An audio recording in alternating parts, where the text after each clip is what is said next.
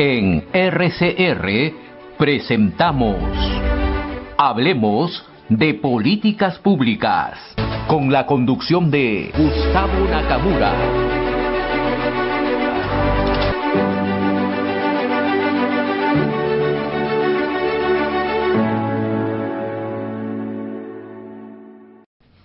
Bien, regresamos, queridos amigos, a su programa Hablemos de Políticas Públicas, y como les dije antes de la pausa, va a estar con nosotros y está ya aquí en cabina Walter Oyarce para hablar de la coyuntura, lamentablemente, de lo que pasó el día de ayer, esta muerte de enfrentamiento de barristas parece que de dos equipos distintos. Ahora Walter conoce la información de primera mano, pero antes de hablar de este tema, Walter, quiero hacer un análisis contigo, si me permites, estos primeros 10 minutos sobre la situación política que está viviendo ya no el Perú, sino globalmente. Ayer yo vi los resultados de Brasil. La verdad que a mí me preocupó, más allá de que haya ganado Lula, y particularmente no soy partidario de Lula, y sí más afín a Bolsonaro, si quieren verlo desde ese punto de vista, pero quiero ser objetivo, es analizar cómo hoy Latinoamérica se tiñe de rojo. Prácticamente nos gobiernan gobiernos de izquierda. Si fueran democráticos, perfecto, estamos de acuerdo, han hecho su chamba, como se dice. Este es un trabajo del Foro de Sao Paulo de más de 30, 40 años, y hoy están siendo reivindicados en esa historia.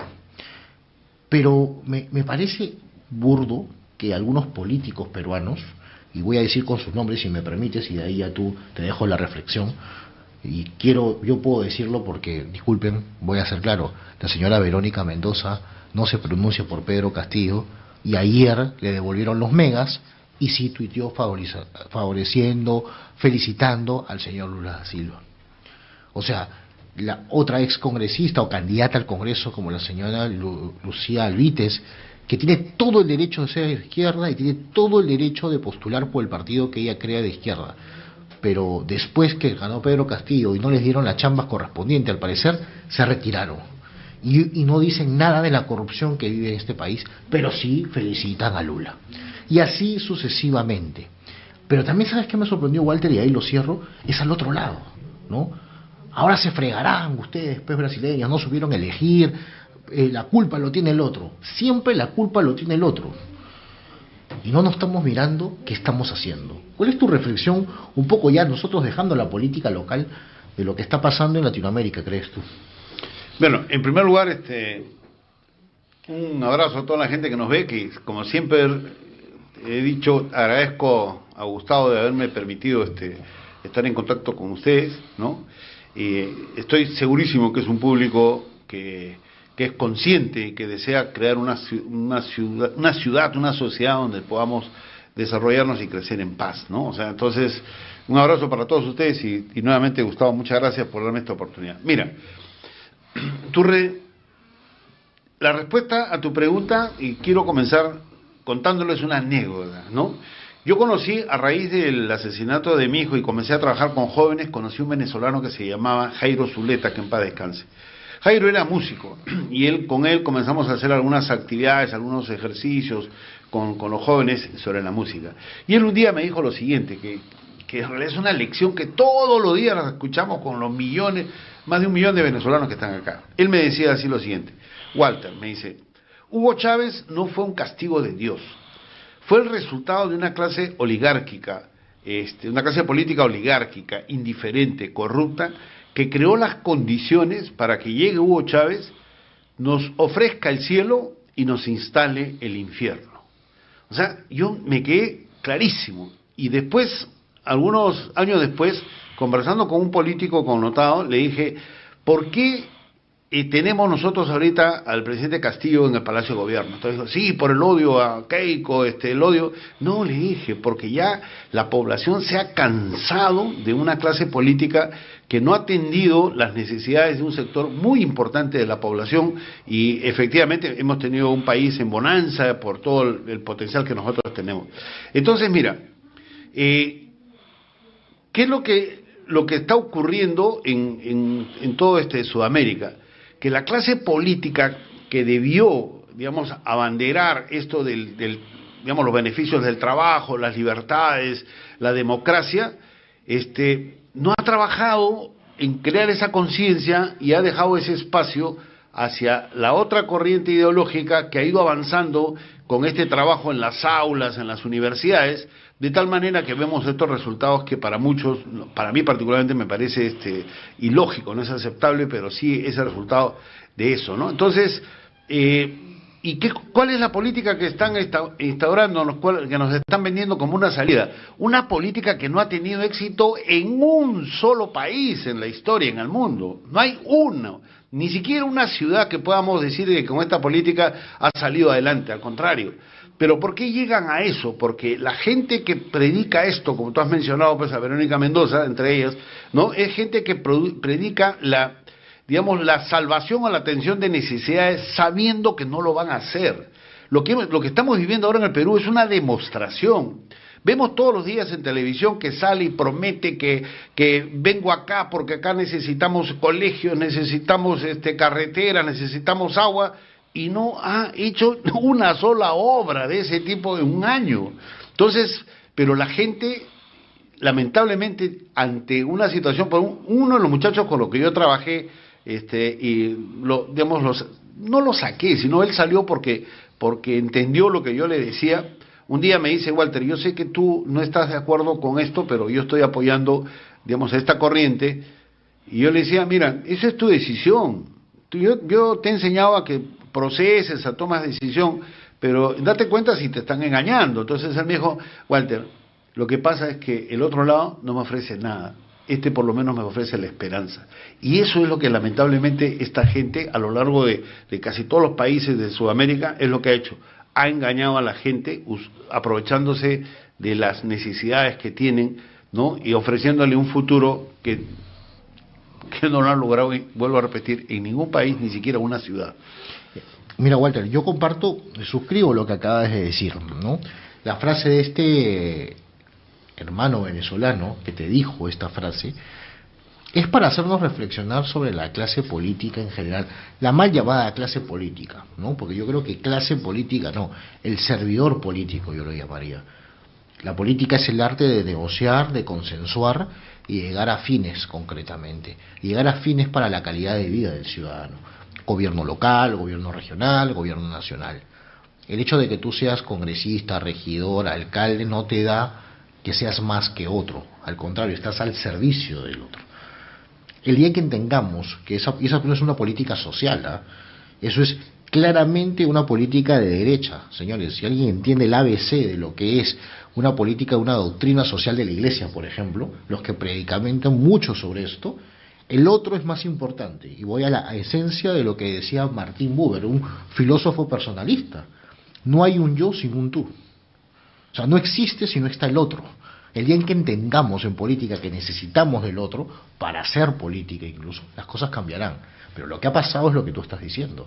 Lo que ha pasado en Brasil no es porque, más allá que Bolsonaro no haya hecho cosas buenas o no tan buenas, es porque justamente tenemos una clase política, mal llamada clase, que es una clase acomodada. Mientras que había chamba, perfecto. Mientras que hay trabajo, no hay problema. Mientras que no me toque a mí, no pasa nada. El empresario hoy, ¿qué dice? Mientras que no toque mis empresas, el resto ya saben la palabra que viene, ¿no? Con J.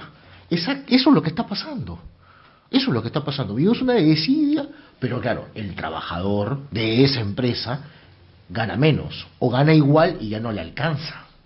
Lo vemos en la municipalidad nosotros. Los trabajadores que hacen huelga porque no hay plata para pagarles, ¿no? Pero sí queremos sacar un préstamo millonario.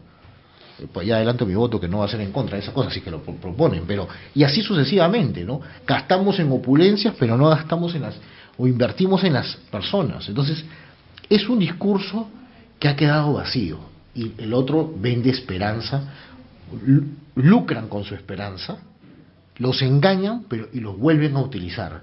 Y como yo les digo, les da un hueso chupado, suena horrible ese gesto, se lo tiran y a pesar de ese hueso chupado hacen aguadito ellos. Pero nosotros que tenemos principios o tenemos claridad, nos paramos peleando, no, que yo soy de tal, que yo soy de tal, no me junto con el liberal, yo no me junto con el conservador, que mejor me peleo por... O sea, nos peleamos por tonterías Y eso, el claro reflejo, es el Congreso de la República. Entonces, esa es la realidad. Hoy vivimos lo que vivimos porque estamos así. Y entonces creo que es un primer bloque solamente para hacer un análisis puntual y un mea culpa, porque también somos parte de ese sistema, quieras o no. Mira, lo que tú has dicho finalmente es muy importante. Tenemos que hacer mea culpa porque nosotros somos parte del problema, ¿no? Y ese problema también tiene otra característica. Hemos aceptado, nos hemos acostumbrado a la impunidad. Mira, es increíble cómo podemos haber aceptado y dejado pasar el que se abuse de la esperanza de niños con cáncer. Eso de ahí es realmente asqueroso, es abominable, ¿no? Y en el mismo sitio, en el mismo patio, casi todas las semanas se sigue prometiendo cosas a otro grupo de gente que va con la esperanza de encontrar una solución a sus necesidades. O sea, eso verdaderamente es algo que tenemos que corregir porque somos parte de ese problema, ¿no? Porque si no logramos hacer eso, nos va a ocurrir lo que nos está ocurriendo pues en toda Sudamérica, ¿no? Que la gente no está procesando, está votando simplemente por instinto y por emoción, no está pensando. Porque ¿cómo vas a elegir una opción que en ningún sitio, Gustavo, en ningún sitio? Y si tú tomas muestras de lo que ellos han hecho, en todos los sitios han llevado a la desgracia al país. Cuba, Venezuela, Argentina, me dicen que ya no comen la carne como comían antes. No. Entonces, y así podemos mencionar, nosotros ahora estamos sufriendo un montón de problemas como consecuencia de eso. ¿Qué estamos esperando? ¿No? A Chile le ha salido el tiro por la culata a Boric, porque claro, al final el referéndum no fue aprobado, lo que ellos buscaban. Entonces, estamos teniendo una situación compleja. En Perú es muy aparte, no vamos a entrar más a detalle, pero simplemente nos tiene que llevar a la reflexión. ¿Qué estamos haciendo como país? ¿Qué estamos haciendo como políticos, los que están vinculados a política y los que seguiremos vinculados a política de una u otra forma? Creo que nos llama a la reflexión los resultados, pero también la violencia que hemos generado. ¿Ese es el tipo de política que queremos? ¿Una política violenta? ¿Queremos enfrentamiento? Yo puedo discrepar con uno o con otro, pero nunca ser violento. Otra cosa es no ser firme, ¿eh? Hay que ser firmes y claros, y con convicciones claras, pero otra cosa es ser violento. Ahora, es muy importante también darnos cuenta, ¿no? O sea, sí, efectivamente lo que ha ocurrido, por ejemplo, en Chile, pues han dicho no al cambio de la Constitución, ¿no? Pero no sé si están trabajando, digamos, el cambio de por qué llegó Boric ahí. Igual es en nuestro caso, o sea, en nuestro caso, no sé si la parte que debería trabajar, que es la parte de reflexión, de madurez, no sé si el otro sector político ha madurado y está reaccionando, porque si no reacciona, va a llegar alguien con más capacidad que el actual y ahí sí vamos a estar en serios problemas. Me temo que no, por una razón muy sencilla, porque no se quieren juntar, ¿no? No, es que tú eres de Piñera, ¿no? En el caso de Chile pasa esto. No, es que tú eres de Kast, ¿no? Eso es lo que está pasando en Chile. Eso, pero con rostros. En el caso peruano es casi similar. No, es que tú eres Fuji. No, es que tú eres Porky. No, es que tú eres Chicharrón. No, que tú eres Chanchita. Lo que sea. Pero no nos queremos juntar. Y eso se ve reflejado en la candidatura de Lima. Gustavo, ¿y nos quejamos? Porque la misma actitud tienen la gente de las barras, cuando lo estamos viviendo en todos los niveles. En todos los niveles. Lo vemos en el Congreso, lo vemos en todos los niveles. Y nos quejamos, que ese delincuente mató. Sí, es un delincuente, pero tú, no haciendo tu función política como tienes que hacer, tú no haciendo tu función de congresista, de regidor íntegro, no estás matando a uno, estás matando a varios. De hambre, por salud, por educación, por calidad de vida, y encima tú cobras del sueldo de todos, o cobramos del sueldo de todos. No nos estamos dando cuenta de eso. Nos quedamos solamente en la bala que cayó o en las balas que cayeron. Pero el origen está en la votación. Totalmente. O sea, ¿por qué han salido esos congresistas? Varios que realmente no califican. ¿Por qué han salido? Porque el pueblo no está siendo educado. No hay esa medida preventiva. Entonces, imagínate que ese trabajo de prevención y cambio, no estamos hablando de política, pero prevención y cambio para que reflexionen y se den cuenta, se hagan en los barrios, se hagan en las barras, en tal cosa. Entonces vamos a encontrar resultados mejores a la hora de elegir para tener una mejor representatividad, porque lamentablemente el caos que se está viendo en Congreso es el caos que se vive en el Perú, ¿no? En todos lados. No te quito más tiempo, Walter, sé que te vas a otros medios, estás famoso ahora, y está bien, me alegra mucho que varios medios te entrevisten y que den una opinión certera de una persona que sabe en carne propia lo que es este tema de la violencia y podemos extrapolarlo a otros niveles que está viviendo el país. Muchísimas gracias, gracias por venir a cabina en medio de tu agitada agenda, porque has estado hoy día en varios lugares, pero era la idea compartir un poco de política, pero también obviamente de este tema central que azota al país y al mundo.